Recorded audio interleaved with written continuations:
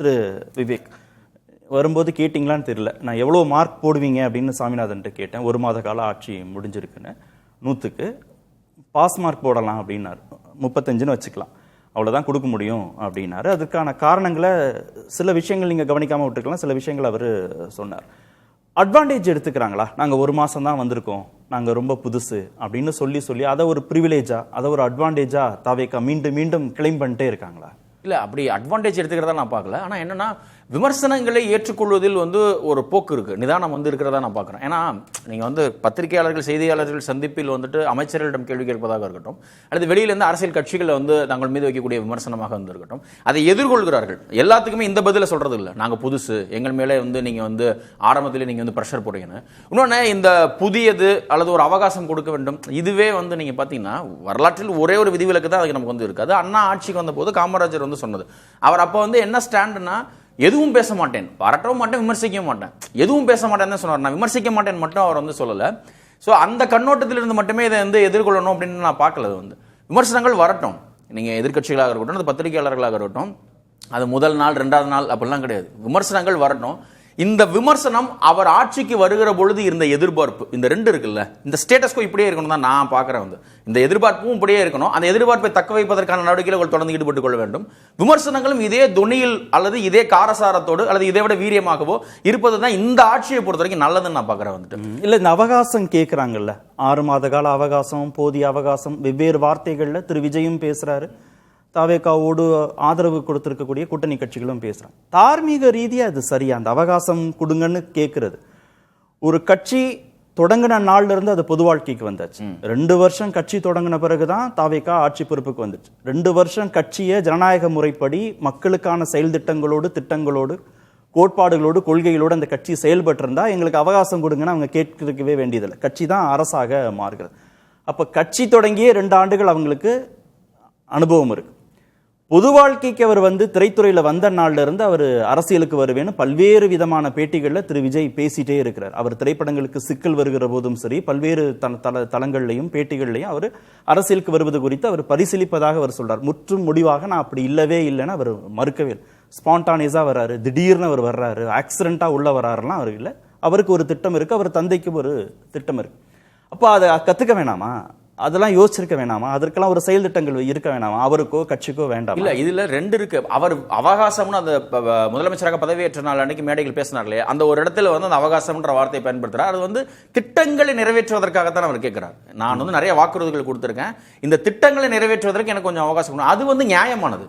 ஏன்னா வந்த உடனே எல்லா திட்டங்களையும் நிறைவேற்ற முடியாது. இதற்கு மற்ற அரசியல் கட்சி தலைவர்களும் கூட பதில் சொல்றாங்க. இப்ப பே சண்முகம் அவர்கள் கூட ஒரு இடத்துல என்ன சொல்லியிருக்காருன்னா, எனக்கே தெரியும் திரு ஸ்டாலின் அவர்களுடைய ஆட்சியில், கடந்த ஆண்டு கால ஆட்சியில் கடைசி ஒரு 3 மாத காலம் 6 மாத காலத்தில் தான் பல திட்டங்களை நிறைவேற்றத்திற்கு முழுமையாக நடவடிக்கை எடுத்திருக்கல, அதுவுமே கூட நீங்கள் கொடுத்த வாக்குறுதிகளை முழுமையாக நிறைவேற்றல.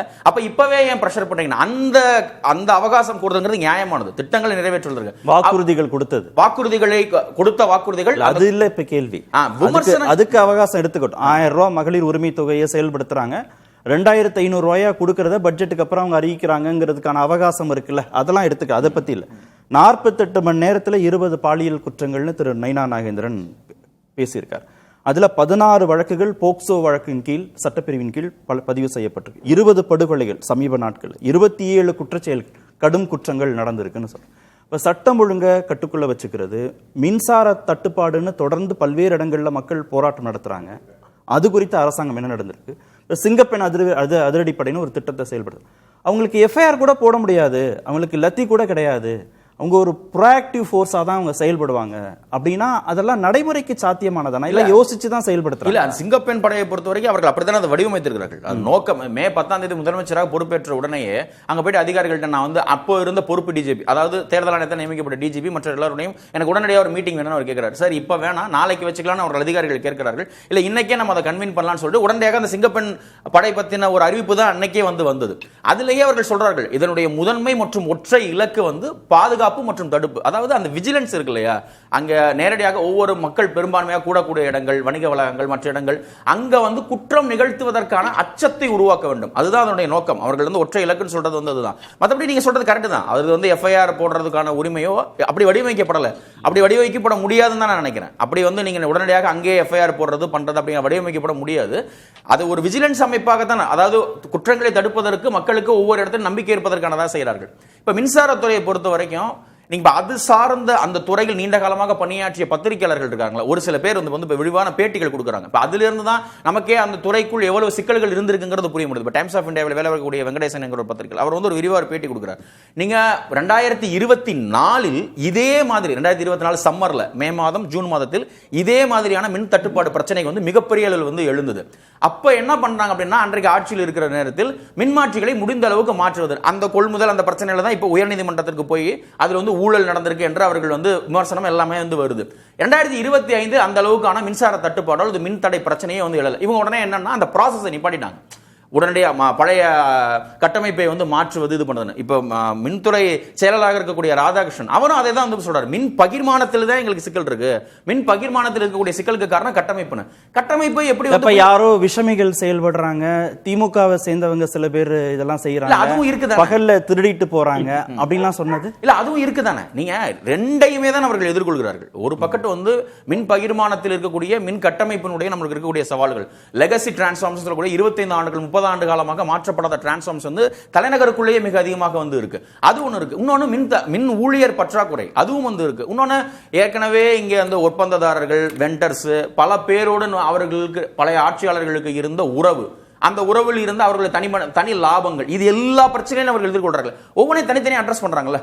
ஒரு நமக்கு தெரிந்து நம்ம பார்த்துருக்கிறோம், ஒரு ஆட்சி புதிதாக வந்த உடனேயே ஒரு துறையில், அது மிக முக்கியமான ஒரு துறையில் அதிகமாக ஊழல் செய்வதற்கான வாய்ப்புகள் இருப்பதாக பார்க்கப்படக்கூடிய ஒரு துறையில் ஒப்பந்ததாரர்கள், வெண்டர்ஸ், கொள்முதல்காரர் எல்லாரையும் உட்கார வச்சுக்கிட்டு இனி ஒரு பைசா காசு நீங்க கொடுக்க வேண்டாம், நீங்க யாரிடமும் போய் என் பெயரை சொல்லி யார் இருந்தாலும் நீங்க இப்படி ஒரு அமைச்சர் பேசுறாரு. இது எனக்கு பெரிய விஷயமா படுது. இதை நம்ம பார்த்தது இல்லையா, இதுக்கு முன்னும் எந்த ஆட்சியும் நம்ம பார்த்தது இல்லையா. அப்ப அவர்களுக்கு அந்த நோக்கம் தெளிவாக தான் இருக்கு. கரெக்டா பிச் பண்றாங்க. ஏன்னா அந்த கரெக்டா பிச் பண்றதும் இந்த ஆட்சி உங்கள் கையில் எதற்கு கொடுக்கப்பட்டது, இந்த 26 வந்து 2 பெரும் கழகங்களையும் தாண்டி இந்த ஆட்சி உங்கள் கையில் எதற்கு கொடுக்கப்படும், அதற்கு 2-3 காரணங்கள் தான் இருக்கு. இது ஒரு தலைமுறை மாற்றத்திற்கான தேர்தலாகத்தான் இருந்திருக்கு. அப்ப அந்த தலைமுறை மாற்றத்தினுடைய முதன்மை தேவைகள் வந்து என்ன, தலைமையில் இருக்கக்கூடியவர்கள் ஊழல் செய்யக்கூடாது. நீ அமைச்சரோ முதலமைச்சரோ வந்து ஊழலை என்கரேஜ் பண்ற நபரா இருக்கக்கூடாது. அதை என்ஷோர் பண்ணிட்டே இருக்காங்க, மீண்டும் மீண்டும் மீண்டும் என்ஷோர் பண்ணிட்டே இருக்காங்க. இல்ல, ஊழல் இல்லாத நிர்வாகம்ங்கிறது எல்லாருடைய எதிர்பார்ப்பு. அது ஒரு உட்டோப்பியன். அதை செயல்படுத்துவதற்கு நமக்கு போதிய கால அவகாசம் தேவை.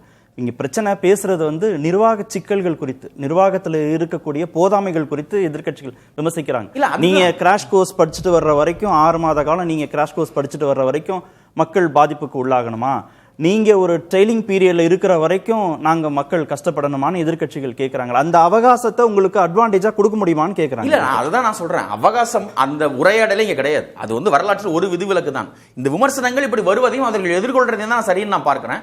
நீங்க அதற்கான நடவடிக்கைகளை சரியாக நிர்வாக ரீதியாக அவர்கள் எடுக்கிறார்கள். வந்து அதற்கான மதிப்பீட்டை கொடுத்து நம்ம இப்ப நீங்க அவர்கள் எடுக்கக்கூடிய நடவடிக்கைகள் இருக்குல்ல, சிங்கப்பெண் படை கொடுத்து நம்ம சில கேள்விகள் கேட்கிறோம், மின்சார அந்த துறை சார்ந்த அவர்கள் எடுக்கக்கூடிய நடவடிக்கைகள் கொடுத்து இப்படித்தான் இருக்க வேண்டும். இது வந்து அவர்கள் எடுக்கக்கூடிய நடவடிக்கைகள் சரியா தவறான போக்கில் போகிறது தான் அது சரியே தவிர, அவர்கள் வந்து ஒட்டுமொத்தமா எல்லாத்துக்கும் அவர்களுக்கு வந்து லிவரேஜ் அப்படி கொடுத்து அவர்கள் எதிர்பார்க்கிறது மாதிரி நான் தெரியல. அவர்கள் கேட்ட அவகாசம் போதும் அந்த வாக்குறுதியை நிறைவேற்றுவதற்கான அவகாசம் தான், அதற்கான உரிமை அவர்களுக்கு இருக்கும்.